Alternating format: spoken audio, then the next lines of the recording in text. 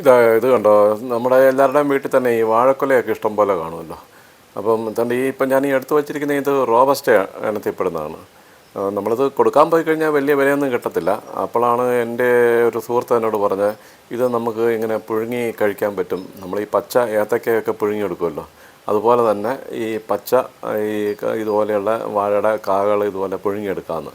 ഇപ്പം ഞാൻ എടുത്ത് വെച്ചിരിക്കുന്ന ഈ റോബസ്റ്റയാണ്. അപ്പോൾ ഞാൻ നോക്കിയപ്പോഴത്തേക്കും ഇത് ഓരോ പടലയായിട്ടെടുത്ത് ഫ്രിഡ്ജിലോട്ട് വെക്കാമെങ്കിൽ പഴുത്തും പോകത്തില്ല. അപ്പം നമ്മുടെ ആവശ്യത്തിന് നമ്മൾ ഓരോ ദിവസം നമുക്ക് എടുത്ത് പുഴുങ്ങിയെടുക്കാമല്ലോ.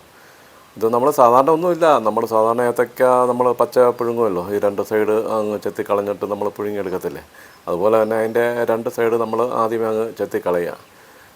പിന്നെ നമ്മളിത് ഈ കൊലയൊക്കെ കൊടുക്കാൻ പോയി കഴിഞ്ഞാൽ നമുക്ക് വിലയൊന്നും കിട്ടത്തൊന്നുമില്ല. പിന്നെ വെറുതെ പഴുത്ത് പോകണ്ടല്ലോ എന്ന് വെച്ച്, അതുകൊണ്ട് നമുക്ക് നോക്കാം എന്താണെന്ന്. ഇപ്പം സാധാരണ കഴിയെടുക്കുന്ന പോലെ നമ്മുടെ ആവശ്യത്തിനുള്ളത് നമ്മൾ കഴിയങ്ങെടുത്തു.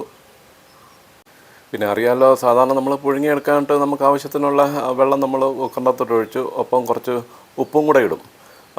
കാരണം പുഴുങ്ങി കുക്കറിൻ്റെ അകത്തായത് കണ്ടേ ഒരു ഉപ്പും കൂടെ പിടിക്കണമല്ലോ കായ്ക്ക്, നല്ല ടേസ്റ്റ് വരത്തുള്ളൂ. അപ്പോൾ ആ ഉപ്പും കൂടെ കുറച്ച് ഇട്ട് അതിൻ്റെ അകത്തോട്ട് തന്നെ, എന്നിട്ട് നമ്മൾ സാധാരണ പോലെ അങ്ങ് അടച്ച് വെച്ച് നമ്മൾക്ക് പുഴുങ്ങിയെടുക്കാൻ പറ്റും. നോക്കാം.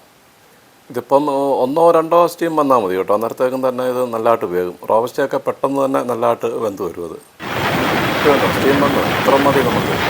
ഇനിയിപ്പോൾ നമ്മൾ എടുത്ത് ഒരു പ്ലേറ്റിലോട്ട് നമ്മൾ എടുത്തിടുകയാണ്. ഇത് കണ്ടോ, നല്ല ഒന്നാം തരമായിട്ട് വെന്തിട്ടുണ്ട്.